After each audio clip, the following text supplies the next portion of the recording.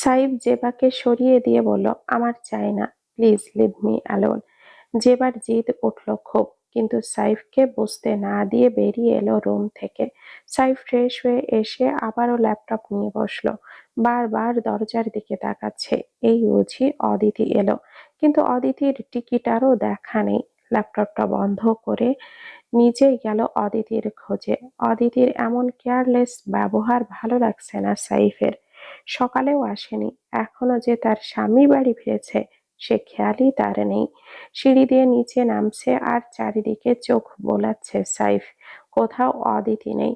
জেবা সাইফকে দেখে এগিয়ে আসলো সাইফের দিকে, কিন্তু জেবাকে পাত্তা না দিয়ে সাইফ চলে গেল কিচেনের দিকে অদিতির খোঁজে।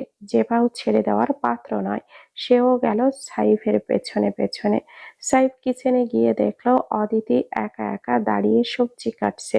সাইফ কাছে গিয়ে আলগোছে জড়িয়ে ধরলো অদিতির সরু কোমর। অদিতি একটু চমকায়, ওপর দিকে মাথা তুলে তাকাতেই সাইফ তার কপালে আলতো করে চুমু খায়। অদিতির মন গলে না তাতে, কোনো কথা না বলে আবারও সবজি কাটায় মন দেয়। সাইফ ভাবছে তুজার বিষয় নিয়েই হয়তো এখনো মন খারাপ।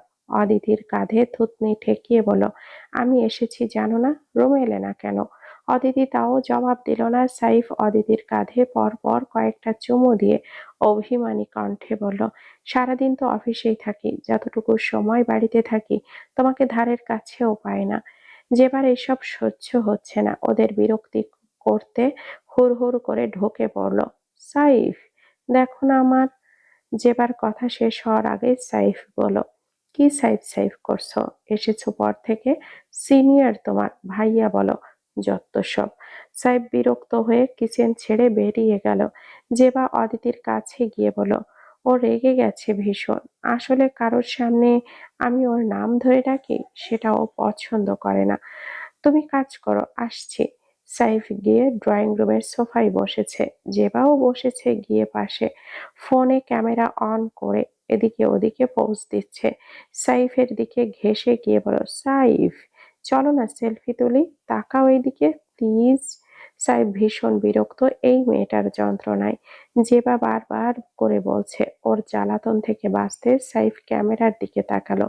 জেবা ফটাফট কয়েকটা ছবি ক্লিক করে নিল। আঞ্জুমান চৌধুরীকে দেখে জেবা সরে বসলো। ডিনারের সময় হয়ে গেছে।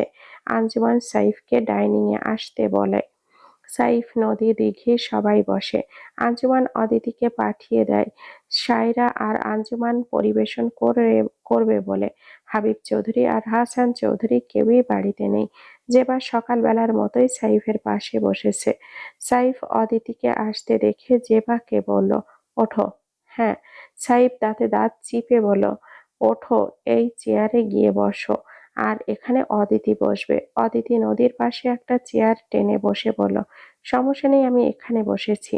দিঘি জেবার দিকে ভেঙচি কেটে অদিতির কানে কানে বলল, এই ভাবি, তুমি এত বোকা কেন? হ্যাঁ, তুমি কি কানা নাকি? যে বাপু যে এসেছে পর থেকে ভাইয়ার গা ঘেঁষছে, তুমি কি দেখতে পাও না নাকি?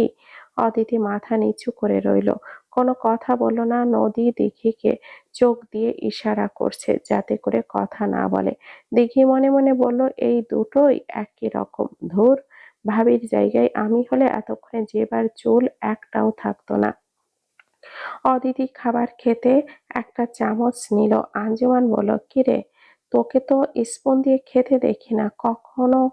অদিতি নরম গলায় বলল, আসলে মা, সবজি কাটতে গিয়ে অল্প একটু হাত কেটে গিয়েছে, তরকারি লাগলে জ্বালা করবে তাই। সাইফ অদিতির হাত কাটার কথা শুনে চট করে উঠে দাঁড়ালো খাওয়া ছেড়ে। অদিতির দিকে এগিয়ে এসে বলল, দেখি কোথায় কেটেছে, কই দেখি হাত দেখাও। অদিতি হাত দেখায় না, পেছনে লুকিয়ে বলে, বেশি কাটেনি। সাইফ অদিতির হাতটা টেনে এনে দেখলো বৃদ্ধা আঙ্গুলে কেটেছে। দেখি সুযোগ বুঝে নিজের চেয়ার ছেড়ে দিল সাইফকে। ভাইয়া, তুমি এইখানে বসো, ভাবিকে খাইয়ে দাও, আমি জেবাপুর ওখানে গিয়ে বসছি। জেবা মুখ বেঁকিয়ে দিঘিকে বলো, ও তো খাচ্ছে স্পুন দিয়ে। দিঘি জেবার পাশে গিয়ে বসলো, নিজের প্লেটটা নিয়ে সাইফের প্লেটটা ও টান নিয়ে এলো, দিয়ে দিল। সাইফ অদিতিকে খাইয়ে দিচ্ছে। জেবার রাগে শরীর জ্বলে পড়ে যাচ্ছে যেন। দিঘি খোঁচা দিতে বলল, ওদের জুটিটা কি সুন্দর লাগছে, তাই না যে বাবু? মাশাল্লাহ। এই দিঘিটার যন্ত্রণায় সারাদিন নদী তুমুলকে কল দিতে পারেনি। জেবার সাথে সারাদিন চোখা খোঁচাখুচি করে জেবাও ক্ষেপে যায়, দুজনে রেগে যায়। যুদ্ধ। আর সেই কোন সকালে তুমুলকে একবার কল করেছিল, সারাদিন আর কথাই হয়নি। রাত হয়ে গেছে এতখানি, তুমুলকে কল দেবে ভাবতেই তুমুল নিজেই কল দিল। নদী ভাবছে এখন রাগ না করে আবার। ফোনটা কানে নিয়ে বলে, হ্যালো, ভালো আছেন? তুমুল গম্ভীর গলায় উত্তর দিল, খারাপ থাকার কি আছে? নদীর শুকনো ঢোক গেল। আবার জিজ্ঞেস করলো, ডিনার করেছেন? তুমুল রসকসহীন ভাবে জবাব দিল, না, ডিনার আমাকে করেছে। এইদিকে দিঘি এসে বারবার কানের কাছে ঘেঁষছে তুমুলের কথা শোনার জন্য। নদী মুখ ভার করে বলল, এভাবে কথা বলছেন কেন? শিখিয়ে দাও কিভাবে বলবো। নদী বুঝলো ভালোই গরম হয়ে আছে, এখন কথা বললেই বিপদ। আচ্ছা, রাখছি তাহলে। রাখবেই তো, এখনো তো সিঙ্গেলই আছো, সমস্যা নেই। দিঘি নদীর কান থেকে ফোনটা নিয়ে মিউট করে দিয়ে বলল, তুই কি সারা জীবনই এমন আবার থাকবি রে? আবাল থাকবি রে? বল যে বেবি, তোমাকে খুব মিস করছি, দেখতে ইচ্ছে করছে খুব। নদী চোখ বড় বড় করে তাকায়, আমি এইসব বলতে পারবো? আরে বল না রে গাধা, বলদ কোথাকার। তুমুল ওপাশ থেকে বলল, মুখে কি ব্যাঙ ঢুকেছে? কথা বলছেন না কেন? নদী মিউট খুলে আমতা আমতা করে বলল, আমি দিঘির দিকে তাকালো নদী। দিঘি হাত ইশারা করে ফিসফিস করে বলল, আরে বল বল। আমি না, আমি আপনাকে খুব মিস করছি। তুমুল কিছু সময় চুপ থেকে বলল, কে শিখিয়ে দিচ্ছে? নদী কাঁদো কাঁদো মুখ করে দিঘির দিকে তাকালো। দিঘি কিটিমিটি করে বলল, অমন আবালের মতো কথা বললে তো বুঝবেই। ধুর, পাশে কে তোমার? তুমুলের কথায় নদী আমতা আমতা করে বলল, কেউ না তো, কেউ না, কেউ না। ম্যাডাম, শালিকাকে ফোনটা দিন, ওইসব পীড়িতের কথা আপনার মুখ দিয়ে বেরোবে না। দিঘি নদীর মাথায় হাত দিয়ে গাঁটটা মেরে বেরিয়ে গেল। নদী মিনমিন করে বলল, সরি, কাল থেকে সব কাজ ফেলে আগে আপনাকে কল করব, প্রমিস। তুমুল কণ্ঠ নরম করে বলল, খেয়েছো? হুম। নদী, আই লাভ ইউ। হ্যাঁ। এই, তুমি কি সারা জীবনই এমন আনরোম্যান্টিকই থেকে যাবে? কল কেটে দিল তুমুল। নদী হা করে বসে রইল।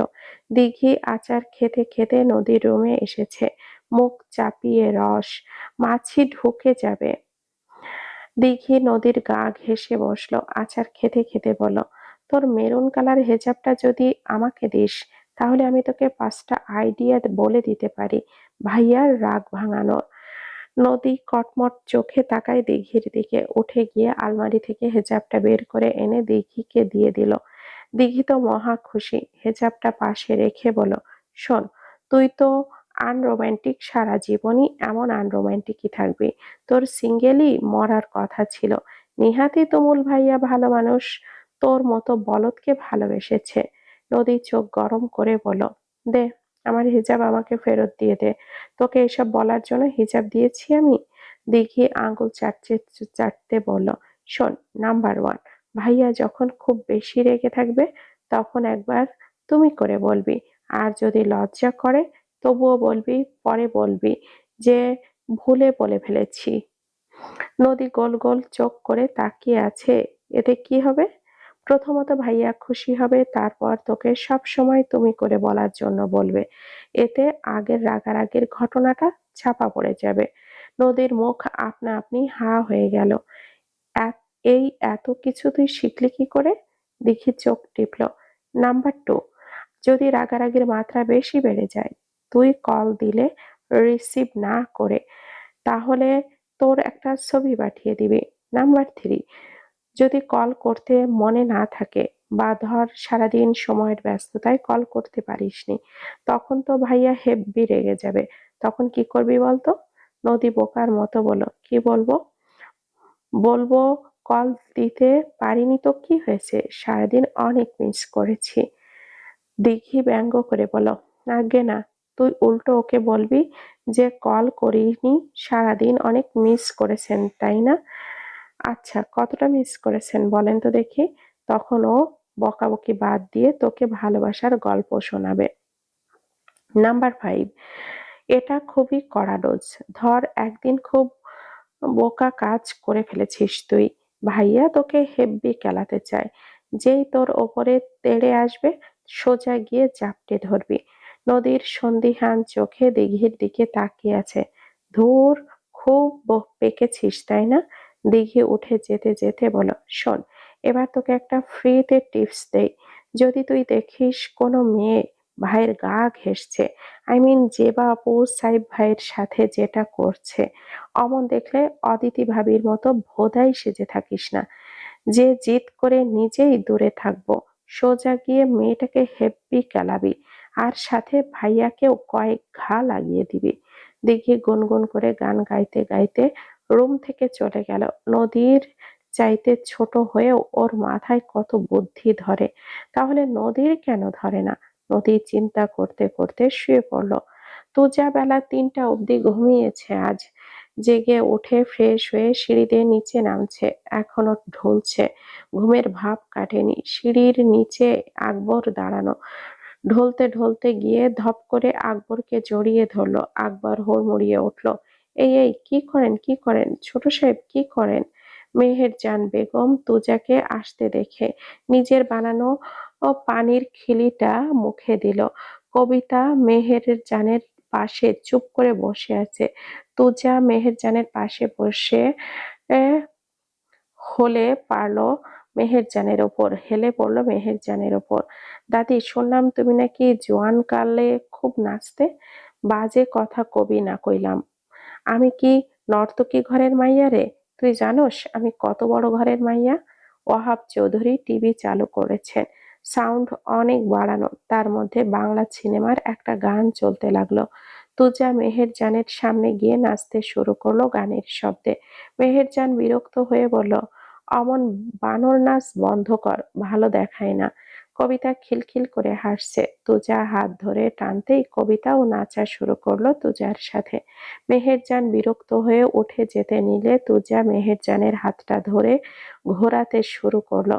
মেহেরজান সমানে গালাগাল দিচ্ছে, ওরে হারামজাদা, ছাড় আমারে, এই বয়সে কোমর ভাঙলে আর হাড় জোড়া লাগবো না।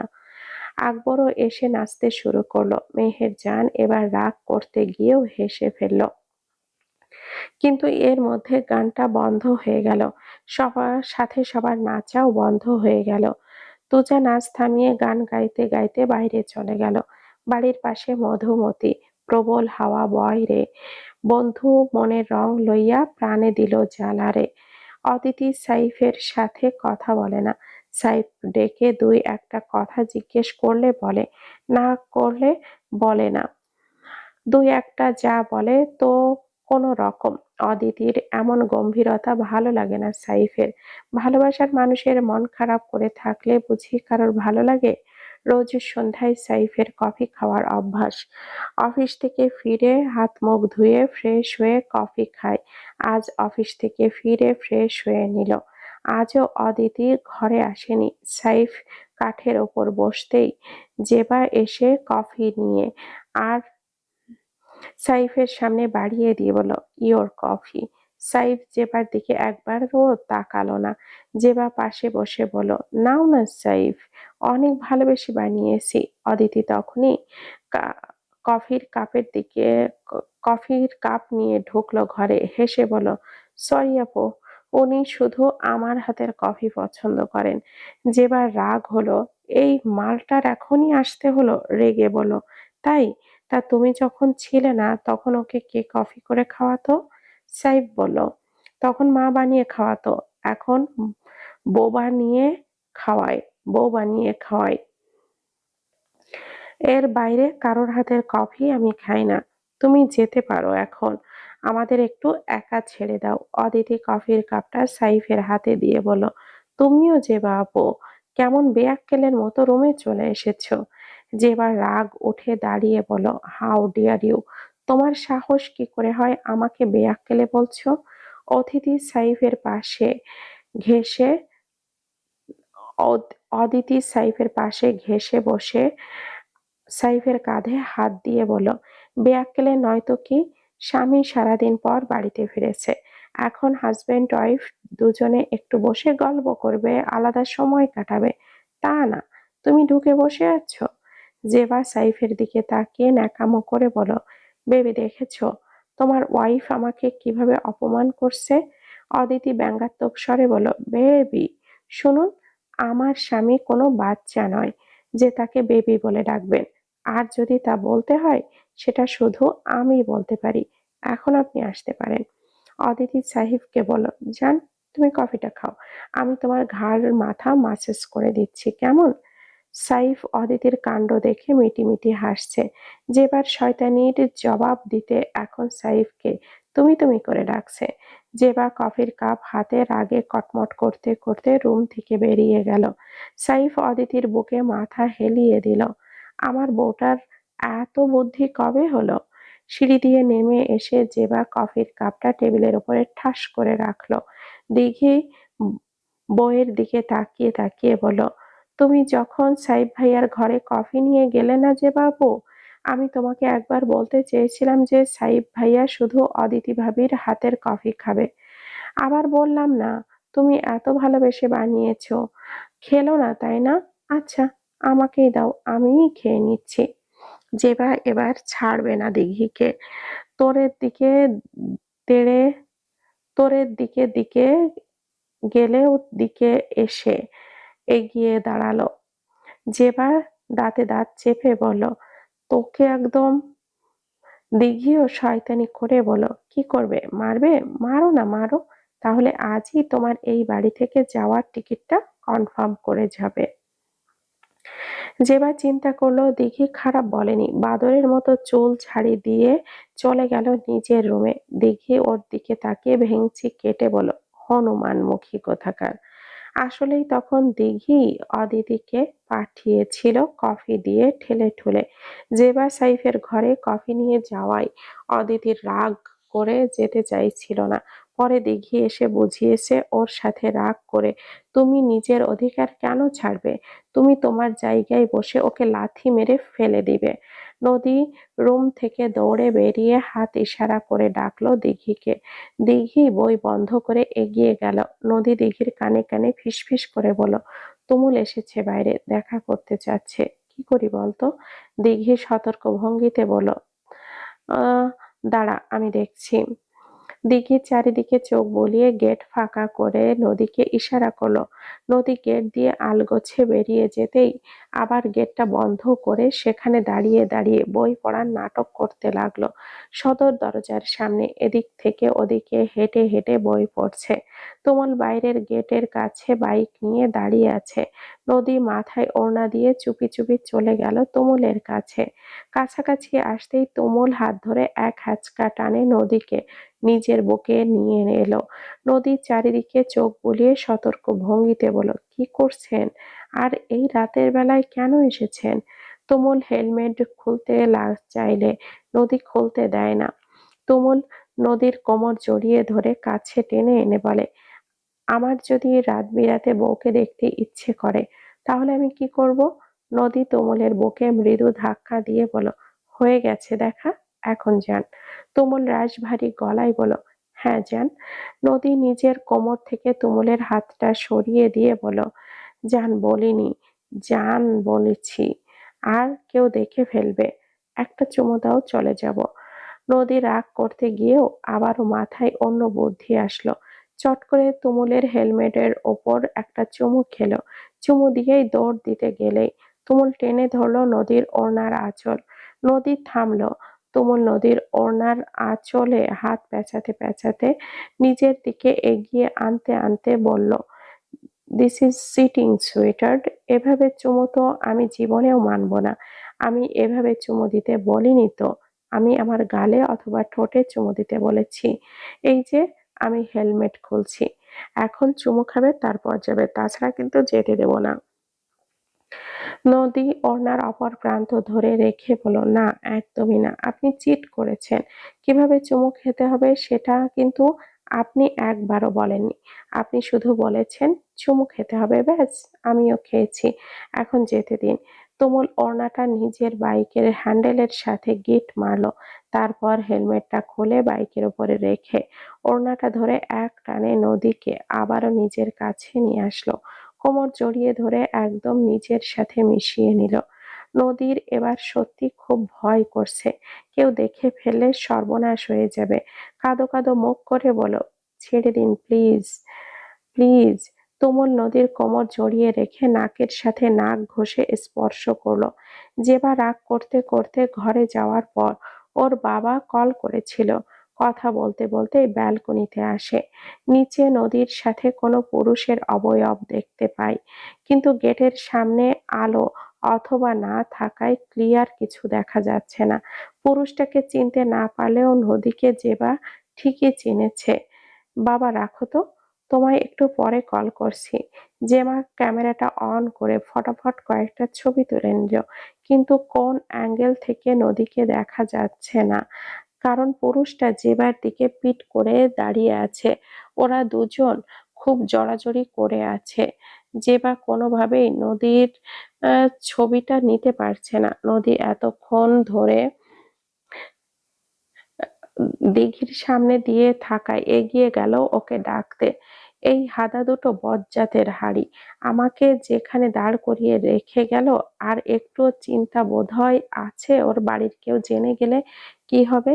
দিঘি এগিয়ে যেতে যেতে হঠাৎ ওপরের বেলকনির দিকে তাকালো, দেখলো মোবাইলের ফ্ল্যাশ চলছে। ওখানে তো গেস্ট রুম, তার মানে জেবাই হবে। দিঘির মাথায় হাত দিয়ে বলল, কেলো করেছে রে, এবার কি হবে? আপু আর ভাইয়ার ছবি তো ওই হনুমানমুখী তুলে নিল, এবার যদি বাবাকে দেখিয়ে দেয়। দিঘি এক ছুটে গিয়ে দাঁড়ালো তুমুল আর নদীর পাশে।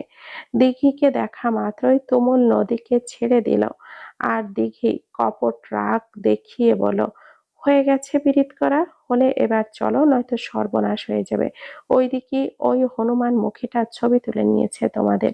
তুমুল ভুরু কুঁচকে বলল, কে ছবি তুলেছে? দিঘি বলতে গেলেই নদী মুখ চেপে ধরলো। হয়েছে, আর বলতে হবে না, তাড়াতাড়ি চল। নদী আর দিঘি দৌড়ে চলে গেল, কিন্তু দিঘির খানিক পথ গিয়ে আবারও তুমুলের কাছে ফিরে আসলো। কোমরে হাত দিয়ে দাঁড়িয়ে বলল, এরকম রাত বিরাতে পিরিত করতে আসলে কিন্তু আমি আর মাগনা মাগনা পাহারা দিতে পারবো না। তুমুল হাসতে হাসতে বলল, পরের বার আসলে তোমার জন্য 1 বোতল সান্ডার তেল নিয়ে আসবো শালিকা, এখন যাও। দিঘি মুখ বেঁকিয়ে বলল, মরণ। সদর দরজা পার হতেই সায়রার সাথে দেখা হলো। সায়রা কপাল কুঁচকে বলল, এত রাতের বেলা তুই বাইরে থেকে আসলি? কোথায় গেছিলি? অমনি পেছন থেকে দিঘি এসে হাজির। মা, বাইরে একটা ছাড়া বিড়াল ছানা ম্যাও ম্যাও করছিল, তাই আমি আপুকে জোর করে নিয়ে গিয়েছিলাম একটু দেখতে। সায়রা ধমক দিয়ে বলল, ওসব বিড়াল টিড়াল ঢোকাবি না ঘরে, বলে দিলাম। সায়রা চলে যেতে দিঘি নদীকে জড়িয়ে ধরে বলল, এ বিড়াল সে বিড়াল নয় গো মা।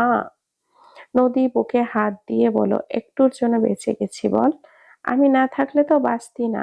দিঘির এমন একমাত্র চিন্তা, কিভাবে জেবার কাছ থেকে ওই ছবিগুলো ডিলিট করা যায়। দিঘি জেবার ঘরের আশেপাশে ঘুরঘুর করছে, কখন সুযোগ বুঝে পাবে মোবাইলটা নেওয়ার। তুজা সারাদিন আড্ডা দিয়েছে হাওরের পাড়ে, ডাঙ্গায়ও গিয়েছিল। আক্কাস যার বাড়িটা পরিত্যক্ত, কেউ থাকে না ওই বাড়িতে, তুজা সেখানেই যায়। উঠোনের তেঁতুল গাছটার নিচে দাঁড়িয়ে থাকে, কখনো বা টিনের জং ধরা চালটাতে ঢিল ছুঁড়ে মারে। তবে এখন আর ঢিল ছুঁড়লে জ্যোৎস্না বেরোয় না, একা একাই কিছুক্ষণ সময় কাটায়, ফিরে আসে আবার। বিকেল থেকে রাত হয়ে গেছে। ডাঙ্গার পাড়ে তুজা মানিক সহ কয়েকজন বসে আড্ডা দিচ্ছে। মানিক বলল, ভাই, অহন ঘরে ফেরার কাম আপনের। কবিতা আবার আনমনের আমনেরে ছড়া ছাড়া খাইবার চাইবে না। তুজা সিগারেটটার শেষ টান দিয়ে ছুঁড়ে ফেলে দিল। কথাটা মন্দ বলেনি মানিক। উঠে দাঁড়ালো তুজা, বাড়ির দিকে রওনা হলো। মানিক শফিক একসাথে আসতেছে বলল, তোরা কই যাস আবার? মানিক দাঁত কেলিয়ে বলল, কবিতারে একটু দেখে আসতাম। তুজা হাসলো, চল তাহলে। মিনিট 20 পথ হেঁটে ওরা বাড়িতে আসলো, কিন্তু গেট থেকে শুরু করে ভেতর পর্যন্ত খুব ভিড়। তুজা লুঙ্গির জমিন ধরে হাঁটছে। মানিক এগিয়ে এসে বলল, ভাই, ঘটনা কি? আমনে গো বাড়িতে এত লোকজন কে? তুজা পারিপার্শ্বিক অবস্থা বোঝার চেষ্টা করছে। আমিও তো বুঝতেছি না, চল তো দেখি, ভেতরে যাই। বাড়ির ভিতরের সমাগম ঠেলে তুজা আর মানিক ভেতরে যাচ্ছে। সদর দরজার সামনে গুটিসুটি মেরে দাঁড়িয়ে আছে কবিতা। তুজাকে আসতে দেখেই এক দৌড়ে এসে জাপটে ধরল তুজার হাঁটুদ্বয়। মানিক কবিতাকে টান দিয়ে নিজের কাছে নিল। তুজা তখন দৌড় দিল, ঢুকলো ভেতরে। ভেতরে কতগুলো মানুষ গোল হয়ে বসে আছে। লতিফা বেগম আহাজারি করে কাঁদছে। ওহাব চৌধুরীকে খাটে শুইয়ে মাথায় পানি ঢালা হচ্ছে, কিন্তু চারিপাশের গোলযোগে মেহেরজানকে দেখতে পাচ্ছে না তুজা। সামনে থাকা মহিলাগুলোকে ঠেলে ভেতরে যেতেই তুজার পায়ের তলার মাটি সরে গেল। মার্বেল টাইলসের কারুকাজ খচিত ফ্লোরে টান টান করে শোয়ানো মেহেরজানের লাশ, বুক অব্দি সাদা কাফনে ঢাকা। তুজার সামনে বসা সকলকে মারিয়ে এক ছুটে গিয়ে পড়ল মেহেরজানের পাশে। আচমকা এমন দৃশ্য দেখে হিতাহিত জ্ঞান শূন্য হয়ে পড়েছে তুজা। মেহেরজানের কুঁচকে যাওয়া গাল দুটো দুই হাতে আগলে ধরে ডাকলো, দাদি, ও দাদি, এখানে শুয়ে আছো কেন? তোমার না কোমরে ব্যথা? ওঠো, ওঠো না। চিৎকার করে কেঁদে ফেলল তুজা। বাইরের সব মানুষ ভেতরে আসতে লাগলো। তুজার গগন কাঁপানো চিৎকার কান্না শুনে পুরুষালী গলার যতদূর শক্তি আছে দিয়ে কাঁদছে তুজা। প্রধান বাড়ির ছোট সাহেবকে কেউ কোনো দিন এই রূপে দেখেনি। ও দাদি, দাদি ওঠো কইলাম, আমি কিন্তু এইবার বাড়ি ছাড়লে আর আমু না। দাদি, ওই মেহের, মেহের ওঠ। মানিক আর ফারুক দুজনই তুজার দুই বাহু ধরে টেনে ওকে মেহেরজানের লাশের কাছ থেকে এক চুলও নড়াতে পারছে না। মেহেরজানের মাথা নিজের কোলে নিল তুজা। ও রহমানের মা, ওঠ, ওঠ না।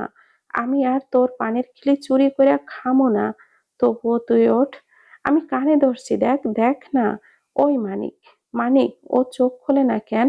ও দেখে না কেন? মানিক কাঁদতে কাঁদতে বলল, দাদি আর চোখ খুলবে না ছোট সাহেব। আমগো আর লাঠি দিয়া তাড়া করব না। তুজা মেহেরজানের মাথা নিজের বুকের সাথে চেপে ধরে গগন বিদারী আর্তনাদ করতে লাগলো। কয়েকজন মুরব্বিও এলো, বলল, মহিলা মানুষ মরলে পুরুষ মানুষ ধরতে নাই, পেটের পুত হইলেও না, ছাইড়া দাও হ্যারে। আজ কারোর কথা তুজার কানে যাচ্ছে না। ও সমানে আহাজারি করছে। ও মেহের, ওঠ।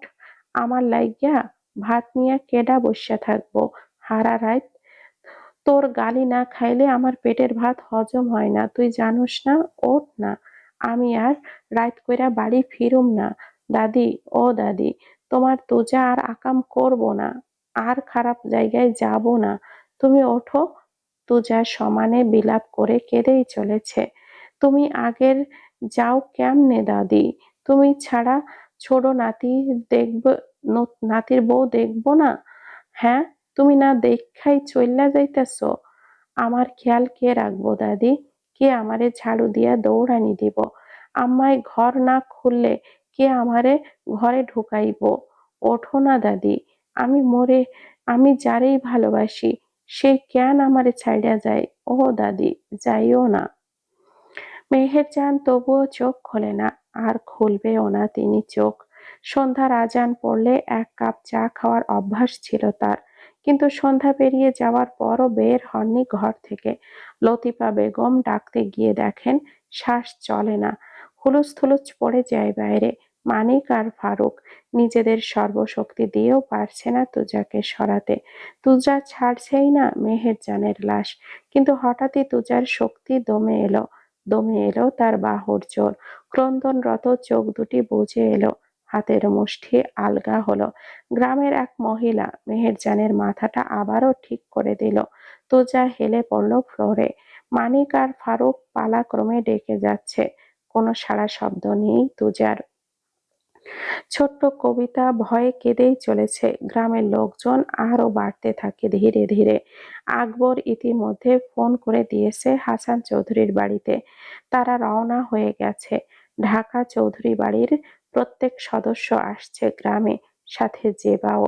হাসান চৌধুরীর শারীরিক অবস্থা ভালো নয়।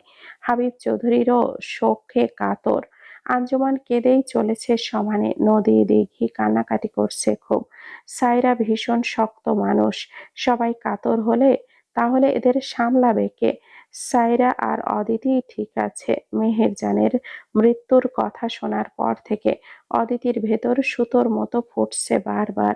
কানে ভেসে আসছে সেই মায়া মাখা স্বর। আহারে, এমন চাঁদের লাহান মাইয়াডারে জানোয়ার কোন অন্ধকার রুমে ঢুকাইয়া রাখছে। অদিতিকে তুজা যে কয়দিন আটকে রেখেছিল, কিচ্ছু খেতে দেয়নি। 2 দিন পার হওয়ার পর ক্ষুধা আর তৃষ্ণায় অদিতির প্রাণ যায় যায়। মেহেরজানের করুণায় দুমুঠো ভাত আর 1 ঘটি পানি জুটেছিল অদিতির। সেই কৃতজ্ঞতা কোনোদিনও ভুলবে না সে। আজ সেই মানুষটারই লাশ দেখতে যাচ্ছে। সাইফের স্পর্শে অদিতির ভাবনার ছেদ ঘটে। সাইফ অদিতির কাঁধে হাত রাখতেই একটু চমকায় অদিতি। সাইফ বাহুতে হাত বুলিয়ে জিজ্ঞেস করে, ঠিক আছো? অদিতি ছোট করে বলে, হুম। আজ আবার তুজার মুখোমুখি হতে হবে। আজও কি সেই মানুষটার ভাবমূর্তির এতটুকু পরিবর্তন হয়েছে? ভেবে পায় না অদিতি। প্রধান বাড়িতে পৌঁছাতে আরো 2 ঘন্টা সময় লাগবে। আঞ্জুমান খুব কাতর হয়ে পড়েছে। সেই কোন ছোটবেলায় বউ হয়ে এসেছিল। মেহেরজান হাতে ধরে সব শিখিয়েছেন। সেই মেহেরজান আজ গত হলো। নদীও খুব কাঁদছে। নদীর শান্ত স্বভাবের জন্য দাদির কাছে ভীষণ প্রিয় পাত্রী ছিল। দিঘি যদিও দাদিকে এতটা পায়নি। জেবা সামনের গাড়িতে পৌঁছাতে ভোর হয়েছিল চৌধুরী পরিবারের। গোটা একটা রাত পার হয়ে গেছে, তবুও বাড়িতে মানুষের কোনো কমতি নেই। গ্রাম প্রধানের মা বলে কথা। রাত 1টার পর চৌধুরী পরিবার এসে প্রধান বাড়িতে উপস্থিত হলো। তারা বাড়িতে প্রবেশ করতেই চারিদিকে শোরগোল যেন আরো বেড়ে গেল। এলাকাবাসীর চাপা গুঞ্জন। আঞ্জুমান ও সায়রাকে দেখে আরো কান্নায় ফেটে পড়ল লতিফা বেগম। তার মায়া সবচেয়ে বেশি। তিনি থাকতেন শাশুড়ির সাথে। সায়রা ও আঞ্জুমানও বড় জাকে শাশুড়ির পরের গুরুজন মনে। 2 জাকে বুকে নিয়ে লতিফা আহাজারি করে কান্না করতে লাগলো। এদের মধ্যে কেউ কেউ আবার অদিতিকে চিনতে পারল। অদিতি চারিদিকে চোখ বোলাচ্ছে। এই বাড়িতে পা দিতেই গা শিউরে ওঠে তার। খুব মর্মান্তিক ভাবে বেরিয়ে গিয়েছিল এই বাড়ি থেকে। নিয়তি তাকে আবারও টেনে এনেছে এই বাড়িতে। এখন অবশ্য যোগ্য সম্মানের সাথে এসেছে, এবং তার ঢাল হয়ে বিপদ রক্ষক সাইফও এসেছে সাথে।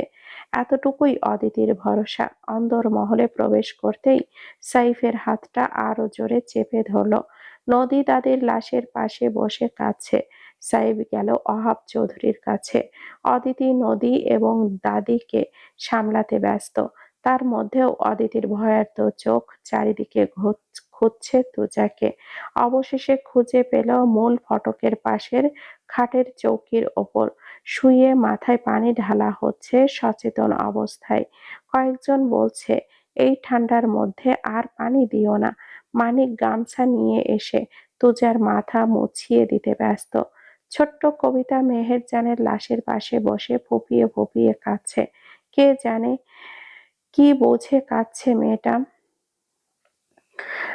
গভীর রাত আস্তে আস্তে ভোর হতে শুরু করলো। ফজরের আজান পড়লো মসজিদে। তুজা এখনো অচেতন অবস্থায় পড়ে আছে। হুঁশ ফেরেনি।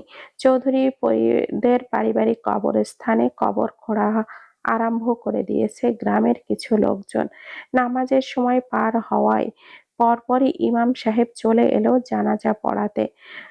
এখন পালা মেহেরজানকে গোসল করতে নেওয়ার। 3 জন মহিলা হাফিজাকে খবর দিয়ে আনা হয়েছে মেহেরজানের গোসল দেওয়ার জন্য। তারার রীতিমতো নিয়ম অনুসারে মেহেরজানকে গোসল করালো। কাফনে মোড়াবার সময় আরেকবার আপনজনদেরকে ডাকা হলো শেষবারের মতো মুখ দর্শন করতে। তুজা তখনও অচৈতন্য। মানিক তুজার পাশে বসে আর্তনাদ করে কাঁদে, ভাই ওঠেন না। দাদিরে শেষবারের মতন দাহনের সুযোগটা কিন্তু যাইতেছে, ওরা দাদিরে নিয়ে যাইব একটু পর। ও ভাই শুনছেন, ভাই ওঠেন না। তো যা তোজা চোখ টিপ টিপ করে উঠে বসলো, এখনো সম্পূর্ণ চোখ মেলে তাকাতে পারছে না। না শরীর ঢুলছে তার, পা দুটো শরীরের ভর নিতে পারছে না। ধরতে ঠেলতে এসে দাদি খাটিয়ায় পাশে ধপ করে বসে পড়লো। কয়েকজন গিয়ে জোরে চাপটে ধরলো যাতে করে এখন আর স্পর্শ করতে না পারে। কবরস্থানে নেওয়ার সময় হয়েছে। শেষ আলগাকৃত মুখটুকু কাফনে মুড়ে দেওয়া হলো। খাটিয়া তুলল সাইফ, হাবিব চৌধুরী, মানিক এবং আকবর। তুজা নিজের পায়ে ভর করে দাঁড়াতেই পারছে না। থমথমে মুখটা হঠাৎই চিৎকার করে উঠল, হেই, তোরা দাদিরে কই নিয়া যাস? সামনের দিকে ছুটে যেতে চাইলে কয়েকজন কর্মচারী এসে টেনে ধরল। যা প্রাণপণে আপ্রাণ চেষ্টা করছে ওদের থেকে ছুটে গিয়ে লাশ বহনকারী চারজনকে থামাতে। অদিতি অবাক হয়ে আছে তুজার এমন রূপ দেখে। চৌধুরীদের কবরস্থানটা তাদের বাড়ি থেকে অল্প একটু দূরেই। সেখানে নিয়ে জানাজা পড়ে লাশটা দাফন করে দেওয়া হলো মেহেরজানের। গ্রামের কয়েকজন মহিলারা মিলে প্রধান বাড়ির পাশেই রান্না করলো। গোটা বাড়ি শুদ্ধ লোক কাল থেকে না খেয়ে আছে। আছে তাদের মুখে তো দুটো দিতেই পারে। নদী আর দিঘি শুকনো মুখে উঠোনের দড়ির মাচাটায় বসে আছে। গ্রামের কয়েকজন মহিলারা শত চেষ্টা করেও তাদের মুখে কিছু দিতে পারেনি। ওহাব চৌধুরী জ্ঞান ফিরেছে, কিন্তু কোনো কথা বলছে না, চোখ বন্ধ করেই শুয়ে আছে। দুই ভাইও তার পাশে। সায়রা জোর করে দুই জাকে অল্প অল্প কিছু খাওয়ালেও নিজে কিছু মুখে দেয়নি এখনো। তুজাকে ওপরের ঘরে স্যালাইন লাগানো হয়েছে। অদিতি বড় চাচি শাশুড়ির হাতে পায়ে তেল মালিশ করছে। আঞ্জুমান অদিতিকে বলল, দেখো তো বাবু, ভেতরে ব্যাগের মধ্যে মুভ আছে, নিয়ে আয় তো একটু, তোর বড় মার মাথায় লাগিয়ে দেই একটু, মাথা ধরাটা কমবো। অদিতি শ্বশুরের কথা মতো ঘরে গেল মুভ আনতে। আঞ্জুমানের ব্যাগের পাশে নদীর ব্যাগটা রাখা। আঞ্জুমান ব্যাগ থেকে মুভ খুঁজতে গিয়ে অদিতি দেখলো নদীর ফোনে সমানে কল বেজে যাচ্ছে। অদিতি নদীকে ফোনটা নিয়ে দেওয়ার জন্য ব্যাগ থেকে বের করলো। 37টা মিসড কল। অদিতি একটু অবাক হলো কারোর নাম্বার থেকে এতগুলো মিসড কল দেখে। হয়তো কারোর কোনো বিপদ হয়েছে। সাধারণত ভাবে কেউ তো এত কল দেয় না এত মানুষজনের মধ্যে। উম, নদীকে নদীকে খুঁজবে বা কতক্ষণ। এর মধ্যেই হাতের ফোনটা আবারও বেজে উঠল। অদিতি এবার কোনো কিছু না ভেবে ফোনটা রিসিভ করলো। ওপাশ থেকে তুমুলের গলা শোনা যায়, কি হলো বউ? সেই রাত থেকে ফোন করছি তোমায়, স্বামীর কথা কি ভুলে গেছো? অদিতির চোখ তখন কপালে ওঠার উপক্রম। কণ্ঠটা বেশ ভালো করে চিনতে পেরেছে, তাছাড়া নাম্বারটাও সেভ করা T+N দিয়ে। বউ, তুমুল। বউ বলছে নদীকে। এপাশ থেকে কোনো রেসপন্স না পেয়ে তুমুল আবারও বলো, কি হলো পাখি, কথা বলছো না কেন? আর তোমার চারপাশে এত মানুষজনের শব্দ কেন? তুমুল কোনো রেসপন্স না পেয়ে কয়েকবার হ্যালো হ্যালো বলল।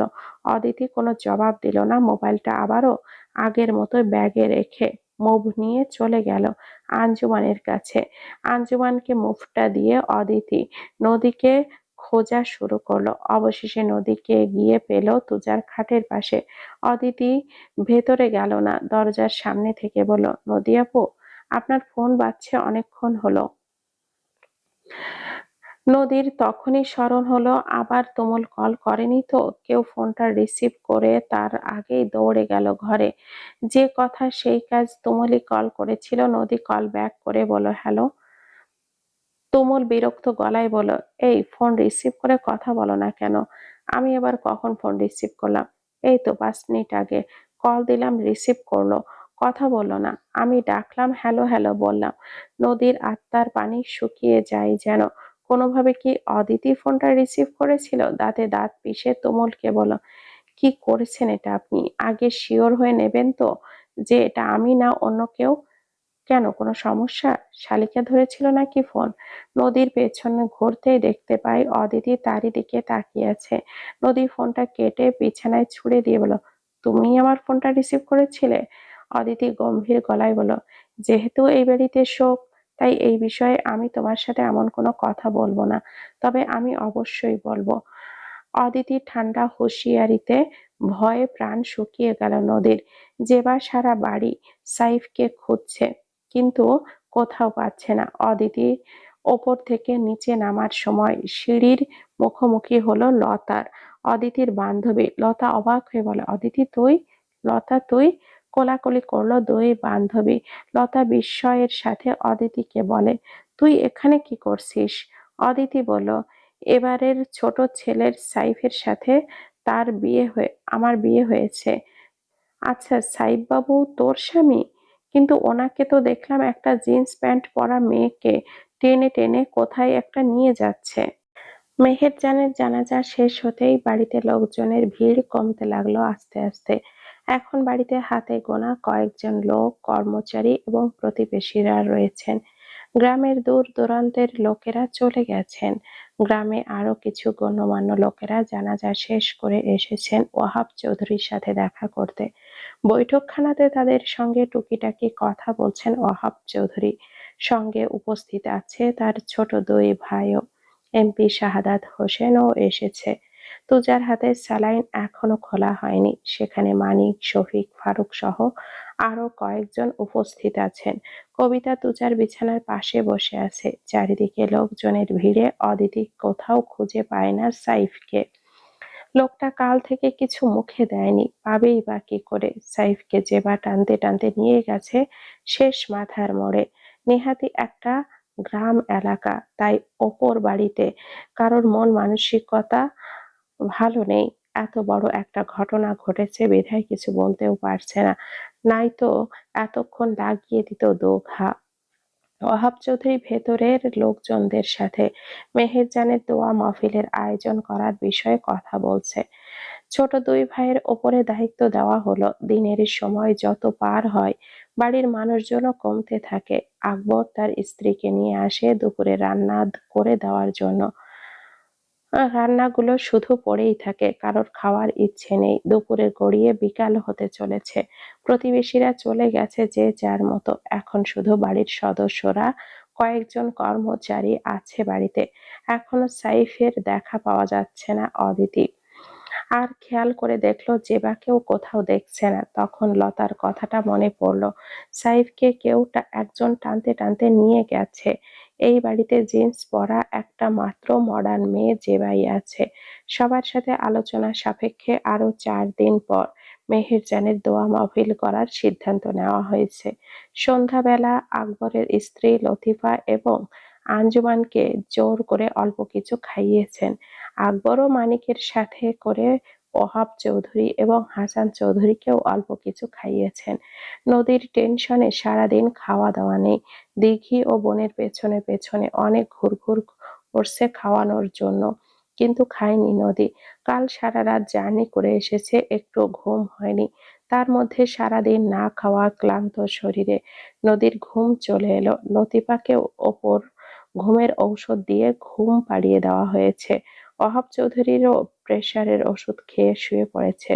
সন্ধ্যার পরপরই শহরের তুলনা গ্রাম এখন বেশ ঠান্ডা পড়েছে। অদিতি শাল জড়িয়ে দোতলার খোলা ব্যালকনিতে দাঁড়িয়ে আছে। দোতলার ব্যালকনিটা থেকে বাড়ির সামনের রাস্তাটা স্পষ্ট দেখা যায়। বাড়ির পরিবেশ নীরব হয়ে গেছে। সকলে ক্লান্ত, শ্রান্ত ও শোকাহত। কেউ বা ঘুমিয়ে গেছে ক্লান্তিতে, কেউ বা নীরবে চোখ বুজে আছে কোনো এক কোণে। অদিতি এখনো সাইফের অপেক্ষায়, দোতলার বারান্দায় দাঁড়িয়ে। কিন্তু কোথায় সাইফ? সাথে জেবাকেও দেখা যাচ্ছে না। বাড়ির সকলের মন মানসিকতা ভালো নেই। খেয়ালও করেনি জেবা সারাদিন বাড়িতে নেই।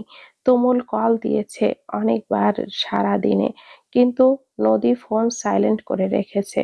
বিকেলে একবার রিসিভ করে বলেছে যে তারা গ্রামে এসেছে, কারণ তার দাদি মারা গেছে। দুই একটা কথা তুমুল জিজ্ঞেস করেছে বিধায় বলেছে।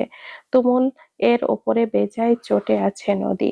কারণ কল ধরে কণ্ঠ না শুনে কে কলটা ধরলো না ধরলো বুঝে উল্টোপাল্টা বলে ফেলেছে। অদিতি যদি বাড়িতে বলে দেয় তাহলে সর্বনাশ। কাল অদিতির সাথে কথা বলতে হবে, হাতে পায়ে ধরে হলেও রাজি করাতে হবে যে কাউকে কিচ্ছু বলবে না। নদী অতটাও আশাহত হয়নি, কারণ অদিতির সাথে তার সুসম্পর্ক আছে। ঘরের মধ্যে বড় দেওয়াল ঘড়িটা ঢং ঢং করে 12টা জানান দিচ্ছে, তখনও সাইফের আসার খবর নেই। অদিতি আনমনে অনেক কিছুই ভাবছে, হঠাৎ খেয়াল করলো নিচে অস্পষ্ট কারোর অবয়ব গেটের দিকে যাচ্ছে। শাল গায়ে শাল জড়ানো, পরনে লুঙ্গি, কিন্তু সেটা কে ঠিক চেনা যাচ্ছে না। পেছনে পেছনে আরেকজন যুবক হারিকেন হাতে যাচ্ছে। গেট পেরিয়ে রাস্তায় উঠতেই অবয়বটা স্পষ্ট হলো। তুজা যাচ্ছে পেছন পেছন হারিকেন নিয়ে। মানিক।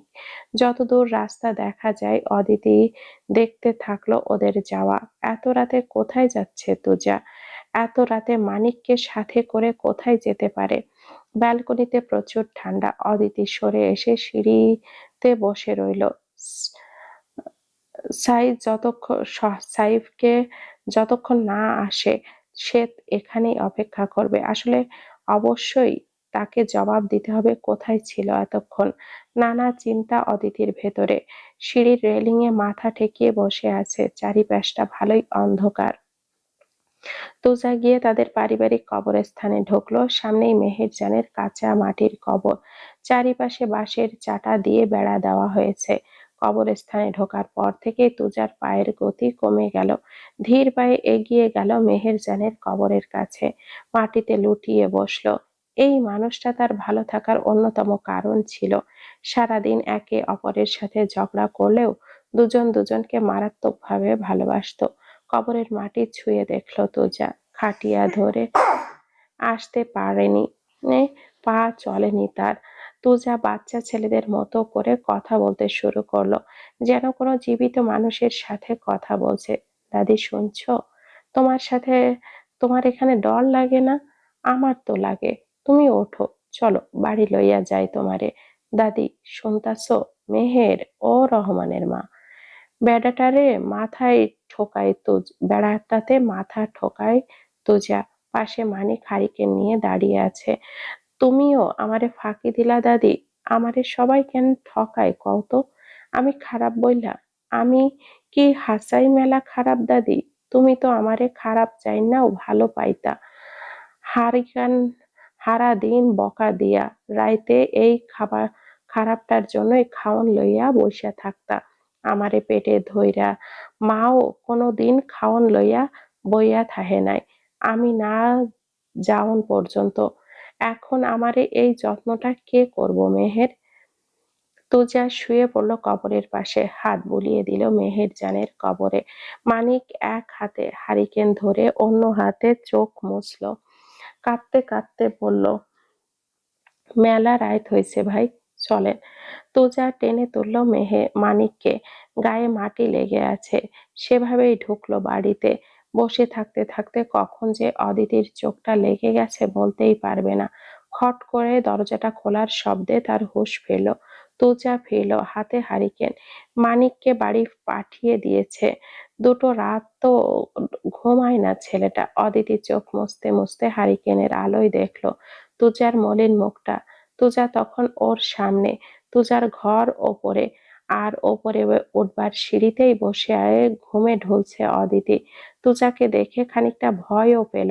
তুজা ভারী কি গলায় বলল, সরে বস। আর এত রাতে এইখানে কেন তুই? অদিতি একটু সাহস হলো, কাঁচুমাচু হয়ে সরে দাঁড়ালো সিঁড়ি থেকে। তুজাকে যাওয়ার জায়গা দিল। আসলে আপনার ভাই এখনো বাড়ি ফেরেনি। আর আর অদিতি মাথা নিচু করে বলল, নদী আপুর খালাতো বোন জেবা আপু, ওনাকেও সকাল থেকে দেখছি না। তুজার কপালে চিন্তার ভাঁজ পড়ল। জেবার চরিত্র সম্পর্কে সে ভালোভাবেই অবগত। তুজা অদিতির দিকে তাকিয়ে বলল, আয় আমার সাথে। কোথায়? শফিক বলছিল বিকেলে ওদের পূর্ব পাড়ার দিকে যেতে দেখছে। রাশেদ তালুকদারের বাড়ি ওই দিকে। ওরা আবার আমাদের ভালো চোখে দেখে না। কি করতে কি করে দেবে? তুজা আর এক মুহূর্ত না দাঁড়িয়ে গ্যারেজ থেকে জিপ বার করলো। অদিতি সদর দরজার সামনে দাঁড়িয়ে আছে। তুজা ঘাড় ঘুরিয়ে বলল, তুই কি যাবি? অদিতির সব ভয় ডর ভুলে সত্যি সত্যি গিয়ে উঠে পড়লো তুজার জিপে। কারণ তুজা যা করবে সরাসরি করবে, ছলনা করে নিয়ে গিয়ে কোনো ক্ষতি করা তুজার স্বভাবের মধ্যে পড়ে না। বাহ, ভারী একটা টর্চ লাইট অদিতির হাতে দিয়ে বলল, এনে। পূর্ব পাড়ায় জিপ ঢোকার পর থেকে চারিদিকে আলো ফেলে দেখবি কোথায় দুটোকে দেখা যায় কিনা। পূর্ব পাড়া হয়ে মণিপুর পৌঁছে গেল জিপ, কিন্তু রাস্তায় বা আশেপাশে কোথাও নজরে পড়লো না ওদের। সাইফের ফোনটা বাড়িতেই। তুজা মণিপুর জঙ্গলের কাছাকাছি গিয়ে জিপ থামালো। ঘড়ির কাঁটায় তখন রাত ৩টা ২১। অদিতি এবার একটু ভয় পেল। কি করতে চাইছে তুজা?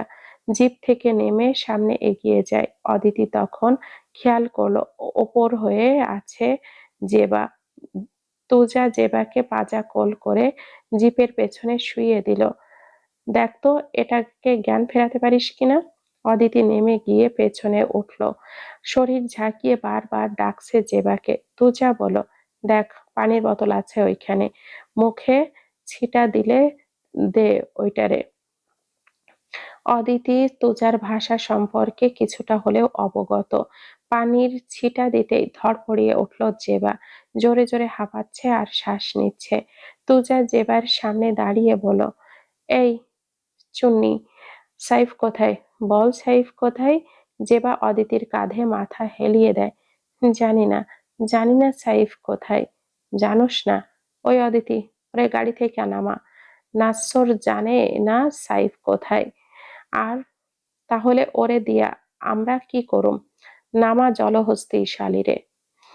হঠাৎ সাইফের গলা শোনা যায়। পাশের ঝোপ থেকে আওয়াজ আসে, দাদা ভাই, দাদা ভাই, আমি এখানে। মগা, তুই ওখানে কি করছিস? সারা বাড়ি জায়গা থাকতে ওই ওইখানে লইয়া জঙ্গলে আসছোস পেছন মারা দিতে? জানোয়ার কোন হানকার। তুজা সাইফকে টেনে বলল, মাথা থেকে রক্ত পড়ে পড়ে কপালে, গাল দিয়ে শুকিয়ে গেছে। আর গাড়িতে এনে বসিয়ে দিল খেতে। সাইফ হেলে পড়ছে বারবার।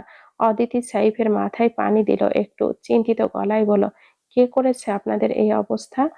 সাইফ অদিতির বুকে মাথা ঠেকিয়ে বলল, রাশেদ তালুকদারের ছোট ছেলে আর অনেকগুলো লোক আমাদেরকে ধাওয়া করেছিল। ওদের ছোড়া একটা লাঠি এসে আমার মাথায় লেগেছে। ওরা আশেপাশেই আছে, আমরা এখানে এসে লুকিয়েছি। কথা বলতে পারছে না সাইফ, শরীরে একটুও বল শক্তি নেই। তুজার সময় নিল না সেখানে। সব বাড়ি গিয়ে জিজ্ঞেস করা যাবে, আর জায়গাটা নিরাপদ না। সাইফকে জিপে ওঠালো তুজা আর অদিতি ধরে। অদিতিকেও তাড়াতাড়ি জিপে উঠতে বলল তুজা। অদিতি জিপের পেছন থেকে আশারকে যেন টর্চের আলো ফেললো তার মুখে।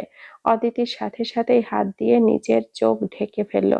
তুজা শব্দ পাচ্ছে একদল লোকের ঝপঝপ পায়ের আওয়াজ। অনেক গুলি লোক ছুটে আসছে ওদের দিকে। তুজা জিপ স্টার্ট দিয়ে বলল, তাড়াতাড়ি উঠে আয় অদিতি, নইলে আজ আমগো সব কটা লাশ পড়বো এইখানে। অদিতি দৌড়ে গিয়ে জিপে উঠল। তুজা অমনি টান দিল জিপ। জঙ্গলের সরু রাস্তা দিয়ে দ্রুত জিপ চালালো, ভীষণ রিস্কি। তবুও সবার জানের মায়া করে তাড়াতাড়ি করে জিপ ছোটালো তুজা। সামনে কেউ পড়লেও তাকে পিষে চলে যাবে। পেছনে থাকা লোকগুলোর কাছে কোনো জিপ নেই, কোনো গাড়িও নেই, তবে তারা থেমে নেই, পায়ে হেঁটেই দৌড়াচ্ছে জিপের পেছন পেছন, আর লাঠি ছোটা ছুটছে তাদের দিকে। সামনে তুজা আর অদিতি বসে, আর জিপের পেছনে জায়গাটাতে সাইফ আর জেবা শুয়ে আছে, দুজনেই নিস্তেজ। অদিতির ভয় হচ্ছে কিছু এসে আবার ওদের গায়ে না লাগে। তুজা জিপ থামালো না। মণিপুর জঙ্গল পার হতেই যেন গা হালকা হয়ে গেল তুজার। তবুও জিপ থামলো না। একেবারে চৌধুরী বাড়ি এসে থামায় জিপ। জিপ থামতেই অদিতি নেমে পড়ে। তুজার শরীর, হাত পা কিছুই চলছে না। স্টিয়ারিং এ মাথা ঠেকিয়ে অদিতিকে বলল, যা দেখ কি অবস্থা ওদের। অদিতি পেছনে গিয়ে চিৎকার করে উঠল, দাদা ভাই, ও তো নেই। তুজা চট করে মাথা তুলে পেছনে ফিরল, কে নেই? তুজা হন্তদন্ত হয়ে গাড়ি থেকে নামলো, কে নেই, কে নেই? যে বাপু নেই। তুজার বুকের ওঠা নামাটা একটু হলেও কমলো। সাইফ ঠিক আছে অন্তত। অদিতিকে বলল, তুই এই অমানুষরে নিয়া ঘরে যা, আমি আইতাছি। ওই ওই মেয়ের কই গেল আমি দেখে আসি। অদিতি সাইফের বাহু নিজের কাঁধের ওপরে নিয়ে বলল, আপনি যেতে পারেন। তুজা ঢুলছে, পা দুটোও কাঁপছে। কাল সারাদিন না খেয়েছিল, আজও সারাদিন কিচ্ছু মুখে দেয়নি। মেহেরজানকে হারানোর শোক তাকে আরো দুর্বল করে তুলেছে। তার মধ্যে এইসব করতে হচ্ছে এখন। চোখে সব ঝাপসা দেখছে সামনের। তুজা ঘাড় কাত করলো, পারবো, তুই ভেতরে যা, যাইয়া খিল দে ভেতর থেকে। আরে আর জলদি যা, আমি থাকতে যা। অদিতি সাইফকে নিয়ে ভেতরে ঢুকলো, খিল আটকে দিয়ে ঘরে নিয়ে গেল সাইফকে। ভেতরে ভরা অভিযোগ, রাগ সব নিয়েও সাইফের মাথার রক্ত ধুয়ে দিল। মাথা মুছে ব্যাগ থেকে ঔষধ বের করে লাগিয়ে দিল। আচমকা সাইফ শক্ত করে জড়িয়ে ধরলো অদিতিকে, কিন্তু অদিতি ধরলো না। সাইফ মুখ তুলে বলল, আমি কত চিন্তায় পড়ে গেছিলাম জানো। জেবা বলেছিল কয়েকজন ছেলে তোমাকে জোর করে নাকি জঙ্গলের দিকে নিয়ে গেছে। সারাটা দিন তোমায় খুঁজেছি। ও বলল, আর আপনি বিশ্বাস করে নিলেন? নাকি অন্য কোনো উদ্দেশ্য ছিল দুজনের? সাইফ কিছু বলতে নিলে অদিতি হাত দেখিয়ে থামালো। দেখুন, আমি আপনার কাছে সারা জীবন কৃতজ্ঞ থাকবো যে আপনি আমাকে বাঁচিয়েছেন। নয়তো আজ আমার জায়গা হতো নোংরা জায়গায়। আমাকে ভালোবেসেছেন, অস্বীকার করছি না। তবে ইদানিং আপনার কিছু ব্যবহার আমার মনে সংশয় তৈরি করেছে। আদৌ যদি আপনার এমন মনে হয়ে থাকে যে আপনি আমাকে এনে ভুল করেছেন কিংবা এখন আর ভালো লাগছে না, সরাসরি বলে দিতে পারেন। আমি এক কাপড়ে আপনার বাড়ি ছাড়বো। তারপর যা হয় হোক আমার। অদিতি চোখ মুছে অদিতি চোখ মুছল। আজ কষ্টের চাইতে জিদ আর রাগ বেশি চোখে। আপনি একবার বলুন শুধু, আমি চলে যাব। কিন্তু আমার স্বামীর সাথে সারাদিন কেউ ঘেঁষাঘেঁষি করবে, তার গায়ে ঢলে পড়বে, এসব সহ্য করা আমার পক্ষে সম্ভব না। ভালো ভোর হোক, আমি চলে যাব। অদিতি ভুল বুঝছে সাইফকে। কেন সাইফ এমন করছে তা বলাটা কি অদিতি কি ঠিক হবে? সাইফের মাথা ফেটে যাচ্ছে যন্ত্রণায়। অদিতি যদি সত্যিই চলে যায়, অদিতিকে ছাড়া সাইফ থাকতে পারবে নাকি? সাইফ অদিতির পেছন পেছন যাওয়ার জন্য উঠতেই তুজা এসে দাঁড়ায় রুমের সামনে, চোখ মুখ কঠোরে। কেন গেছিলি জেবার সাথে? সাইফ মাথা নিচু করলো সামান্য। দাদা ভাই, আমি কি আমি? চেঁচিয়ে উঠল তুজা। বল কি আমি? সমস্যাটা কি তোর? এই নষ্টাটার গা ঘেঁষবি যখন, তখন অদিতিকে কেন বিয়ে করেছিস? সাইফ চোখ মুখ শক্ত করে বলল, আমি বাধ্য হয়েই করেছি দাদা ভাই, আমি বাধ্য। বুঝছো তুমি? তুজা এগিয়ে যায় সাইফের দিকে। কে করেছে বাধ্য তোকে? বলতো। জেবা? কিভাবে? ও। সাইফ কিছুক্ষণ থামলো। ও অদিতির কিছু আপত্তিকর ছবি আর ভিডিও করে নিয়েছে, আর সেগুলোই ইন্টারনেটে ভাইরাল করে দেবে যদি আমি ওর। ১ মিনিট। তুজার কথায় থামলো সাইফ। তুজা বলল, তোকে জঙ্গলে কে নিয়ে গিয়েছিল? ও বলছিল সারাদিন ওর সাথে ঘুরতে হবে। আমরা তাই ঘুরছিলাম। হঠাৎই রাশেদের লোকজন আমাদের পিছু নেয়। সাইফ খাটে গিয়ে বসলো। আর কিছু করার ছিল না দাদাভাই, স্ত্রীর সম্মান তো বাঁচাতে হবে। তুজা বলল, বিষয়টা আমি দেখতেছি, তুই নাটকটা আপাতত চালিয়ে যা, আর অদিতিকে কিচ্ছু বলিস না। কিন্তু না বললে তো ও বাড়ি ছেড়ে চলে যাবে। যাবে না, আমি দেখছি। তুজা বেরিয়ে যায়। অদিতি পাশের ঘরে কাঁদছে আর নিজের কাপড় চোপড় সব একটা একটা করে ব্যাগে ভরছে। তুজা দরজার সামনে থেকে বলে, কোথাও যাবি না তুই? আর যদি যাস, ঠ্যাং ভেঙে আবার বাড়িতে নিয়ে আসবো আমি। এবার তুই ঠিক কর, ভাঙা পা নিয়ে থাকবি নাকি সুস্থভাবে থাকবি। সাইফের সাথে রাগ দেখাতে পারলেও তুজার সামনে অদিতি টু শব্দটিও করতে পারবে না। বাধ্য হয়ে জামা কাপড় ব্যাগে ভরা বন্ধ করলো। খাটের ওপরে বসে হাঁটুতে মাথা ঠেকালো। সাইফের থেকে এমন ব্যবহার একদমই আশা করেনি কখনো। অন্ধকার ঘরটাতে চাঁদের আলো এসে সামান্য আলোকিত করে রেখেছে। বিদ্যুৎও নেই খাটের ওপর পাশে। ফুঁপিয়ে ফুঁপিয়ে কাঁদছে অদিতি। হঠাৎ মাথায় কারোর হাতের স্পর্শ পেয়ে কান্না থামালো, তবে মাথা তুলল না। অদিতি ভাবল সাইফ এসেছে। অভিমানী কণ্ঠে বলল, আপনি যান আপনার জেবার কাছে, ছোবেন না আমায়, সরুন, লাগবে না আপনার দরদ দেখানো। তখনই অদিতির কানে গেল তুজার হাসি কণ্ঠস্বর, হারে কাঁদিস না পাগল, সাইফ যা করেছে তোর ভালোর জন্যই করেছে। অদিতি চট করে মাথা তোলে, চোখ বড় বড় করে তাকায় সামনের দিকে। তার মানে তুজা এসেছে। তুজা একটু পেছনে সরে দাঁড়ালো। অদিতিকে বলে, নিচে চল দেখি একটু, আমায় দুটো ভাত বেড়ে দে তো দেখি। সেই রহমানের মায়ের সাথে বসে খেয়েছিলাম, আর খাওয়া হয়নি। এখন তো আর রহমানের মা নেই যে আমার জন্য ভাত বেড়ে বসে থাকবে। হঠাৎ বিদ্যুৎ আসলো, রুমটা আলোকিত হয়ে দাঁড়ালো। অদিতি কেঁদে কেঁদে চোখ মুখ ফুলিয়ে ফেলেছে।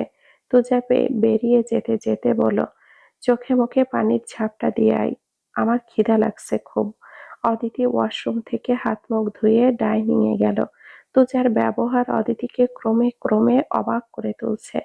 রান্নাঘর থেকে খাবার গরম করে থালায় সাজিয়ে টেবিলে দিলে তুজা খেতে শুরু করলো। সকালে নদীরে কইবি, ওই ঢেমনি শালিরে যেন ডাক্তারের কাছে নিয়ে যায়, মাথায় ভালোই লাগছে। অদিতি চেয়ার ধরে চুপচাপ দাঁড়িয়ে আছে। কথাগুলো যে যেবার উদ্দেশ্যে বলা তা সে বুঝছে। তুজার খাওয়া খুব চালু, তাড়াতাড়ি খেয়ে উঠে সব সময়। খাবার খেতে খেতে বলো, কবিতা কোন হানে রে, খাইছে কিছু বাচ্চাটা আমার? অদিতি ওপর নিচ মাথা নেড়ে বলো, আমি খাইয়ে দিয়েছি, দিঘি আপুর সাথে ঘুমিয়েছে। তুজা খাবার চিবোতে চিবোতে বলো, তোর পোলা হইলে নাম রাখুম রহমান, রহমানের মা বাড়িতে আবার ফিরে আইব। অহন থেকে তো আর বাড়ি আইয়া কাউরে রহমানের মা কইয়া ডাকতে পারুম না। মেহের তো গেল গা, তোরেই রহমানের মা ডাকুম ভাবছি। অদিতি তুজার এমন রূপ এর আগে কখনো দেখেনি। লোকটা সত্যিই বদলে গেল। ফজরের আজান পড়ে গেছে। তুজা গামছা দিয়ে হাত মুখ মুছতে মুছতে উঠল। সাইপ্রে কিছু নিয়া খাওয়া পারলে, তারপর শুইয়া পড়গা, সকাল হইয়া যাইব একটু পরেই। তুজা নিজের ঘরে চলে গেল। অদিতি প্লেটে খাবার নিয়ে সাইফের কাছে গেল। কি বলল তুজা? সাইফ অদিতির ভালোর জন্য করছে? কেমন ভালো? নানা ভাবনার মধ্যেই ঘরে গেল। সাইফ তখনও বসে। অদিতি খাবার সামনে রেখে বলল, আপনার জেবা অসুস্থ, তাই আমি খাবার নিয়ে এলাম, কাল থেকে ওকেই পাঠাবো। সাইফ অদিতির হাতটা টেনে ধরে, নিজের সাথে মিশিয়ে নিয়ে বলে, আমার বউ হলেই হয়, জেবাকে লাগবে কেন? সে তো দেখতেই পাচ্ছি, বউ দিয়ে আপনার কতটা হয়। বেশি নাটক না করে খেয়ে নিন। সাইফ বাচ্চাদের মতো করে আদর করে বলল, খাইয়ে দাও। অদিতি সাইফকে সত্যি সত্যি খাবারটা খাইয়ে দিল। ফজরের আজানের সময় উঠেছে নদী, অজু করে নামাজ পড়ে নিল। পাগল তুমুলটাও যা হয়েছে, একের পর এক কল করেই চলেছে। নদী কলটা রিসিভ করে জানালার পাশে গিয়ে দাঁড়ায়। নিচ তলার একটা রুমে ঘুমিয়েছিল। বড় জানালা দিয়ে দূরের সূর্যের সর্ষের ক্ষেতের ফসলের ক্ষেত দেখা যাচ্ছে, যদিও তা কুয়াশার জন্য অস্পষ্ট, আলোও ভালো করে ফোটেনি। নদী জিজ্ঞেস করলো, এত ভোরে উঠে কি করছেন? ঘুমায়নি, উঠবো কিভাবে? তুমুলের কণ্ঠস্বর কেমন ক্লান্ত শোনায়। নদী উদ্বিগ্ন হয়ে জিজ্ঞেস করলো, সে কি, আপনি সারা রাত জেগেছিলেন কেন? কি হয়েছে? শরীর খারাপ, অসুস্থ, খারাপ লাগছে কোথাও? তুমুলের ঠোঁট জোড়া এবার প্রশস্ত হলো। তার রাত জাগার কথায় নদী কতটা চিন্তিত এবং ব্যস্ত হয়ে পড়েছে এটা ভাবতেই ভালো লাগা ছেয়ে গেল হৃদয়ে।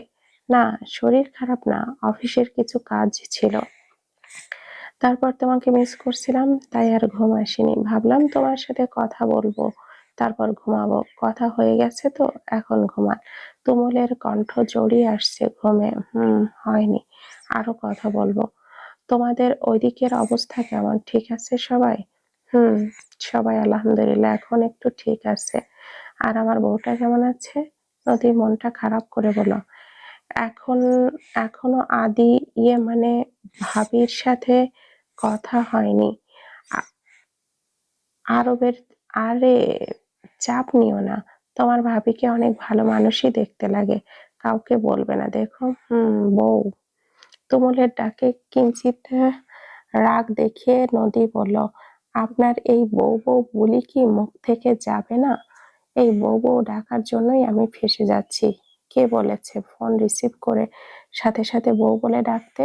তোমার মন খারাপ করার ভান করে বলল, আমি আমার বউকে বউই বলবো, নাম ধরে ডাকতে পারবো না বলে দিলাম। তবে ভবিষ্যতে যদি বাচ্চা হয়, সে বাচ্চার নাম নিয়ে বাচ্চার মা বলে ডাকতে পারি। ডেমো শোনাবো? নদী ভুরু কুঁচকে বলল, মানে? আচ্ছা, আমাদের বাচ্চা হলে কি নাম রাখবে? নদী একটু লজ্জা পায়। জানি না। আহা, বলো না। আচ্ছা, আমি বলছি। আমাদের মেয়ে হলে নাম রাখবো নীরা, আর তোমার নামের সাথে মিলিয়ে। আর তখন তোমাকে না হয় নীরার মা বলেই ডাকবো। এত আজগুবি কথা কোথায় পান বলুন তো?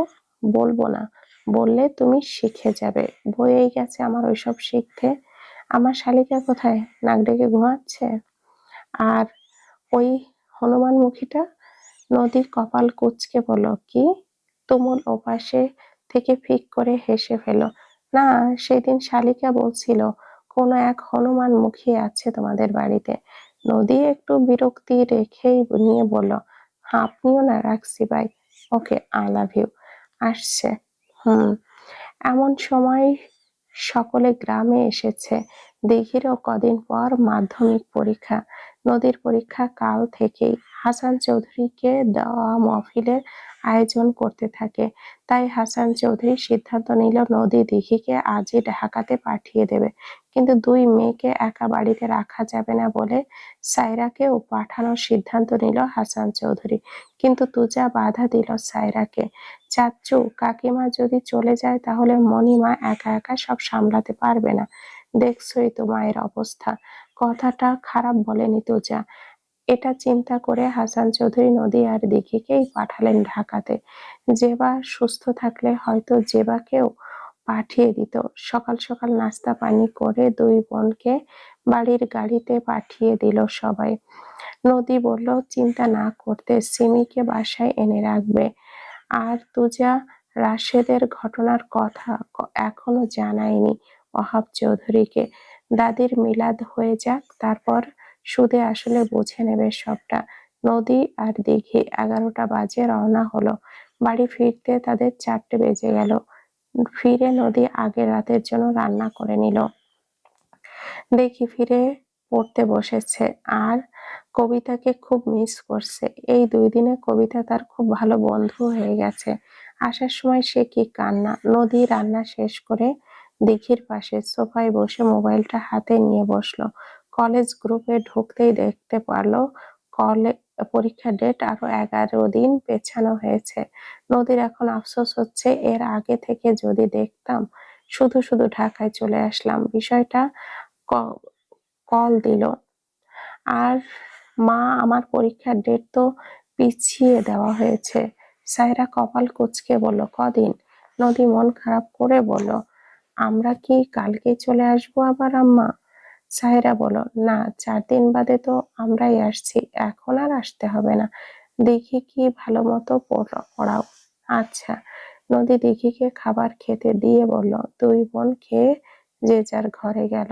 নদী ফ্রেশ হয়ে চুল আঁচড়ে মাত্রই বিছানায় গিয়েছে শুতে।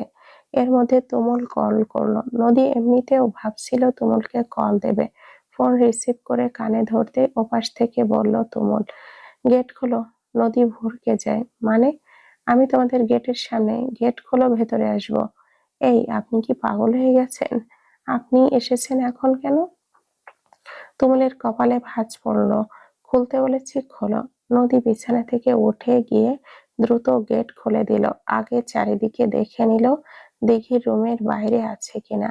দিঘির ঘরের দরজা বন্ধ ভেতর থেকে। নদীর দরজা খুলতেই তুমুল ভেতরে ঢুকলো। নদী দরজা বন্ধ করে দিয়ে তুমুলের পেছনে পেছনে গিয়ে আসলো। আপনি জানলেন কি করে আমি বাড়িতে এসেছি? তুমুল কথা না বলে নদীর দিকে কেমন করে যেন তাকিয়ে আছে। নদী একটু অস্বস্তি হলো। ওভাবে তাকিয়ে আছেন কেন?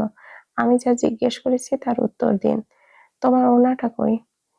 নদী তখন খেয়াল করলো সে রুম থেকে বের হওয়ার সময় তাড়াহুড়োতে ওড়নাটা নিয়ে আসেনি। নদী মাথা নিচু করে বলল, তাড়াহুড়োতে রুমে ফেলে এসেছি।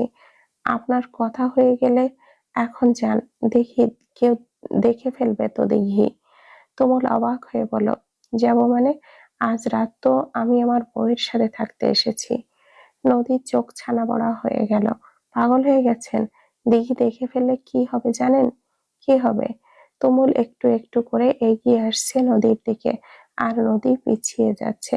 নদীর চারিদিকে চোখ বুলিয়ে বলল, প্লিজ চলে যান এখন। দিঘি দেখলে কিন্তু খুব বড় সর্বনাশ হয়ে যাবে। তুমুল কি আর কথা শুনবে?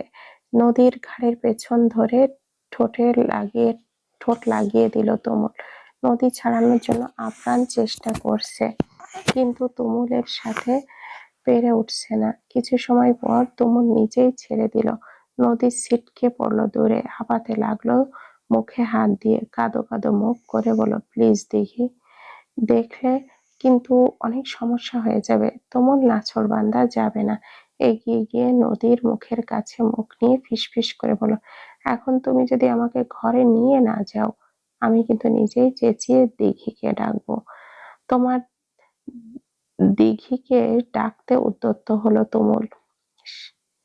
মুখ থেকে শব্দ বের করতেই নদী মুখ চেপে ধরলো তুমুলের। হাত ধরে টেনে নিয়ে নিজের ঘরের দিকে গেল। ঘরে ঢুকে ভেতর থেকে দরজাটা বন্ধ করে তুমুলের দিকে এগিয়ে এলো। কি করছেনটা কি আপনি? ধরা পড়ে গেলে কি হবে ভেবে দেখেছেন? অবৈধ কিছু করছি না, আমার বউ তো তুমি। নদীকে টেনে এনে নিজের কোলে বসালো তুমুল। ঘাড় থেকে চুল সরিয়ে আলতো করে চুমু খেলো। নদীর ঘাড় শিউরে উঠল। তুমুল জড়িয়ে ধরলো নদীর কোমর। চুম্বন আরো গাঢ় হলো। নদীর কেমন যেন অদ্ভুত লাগছে। এই কয়দিনে একবারও তুমুলকে এরকম ভাবে দেখেনি। নদীকে বিছানায় ছুঁড়ে মেরে তুমুল এগিয়ে আসলো নদীর দিকে। নদীর দুই হাত তুমুলের এক হাতের বন্দি। ঘাড়ে মুখ গুজে দিল। নদীর নিঃশ্বাস ভারী হয়ে আসছে। আপু, এই আপু। দিঘির দরজা ধাক্কানোর আর ডাকে দুজনেই চমকে উঠল। নদী তুমুলকে নিজের থেকে ঠেলে সরানোর চেষ্টা করছে। তুমুল বিরক্ত হয়ে বলে, এই শালীরকে বিয়ে দিচ্ছিল না কেন তাড়াতাড়ি? বিরক্ত হয়ে সরে আসে তুমুল। নদী তাড়াতাড়ি করে লুকাতে লুকাতে বলল তুমুলকে। তুমুল জিদ করে বলে, লুকাবো না আমি, আসুক তোমার বোন।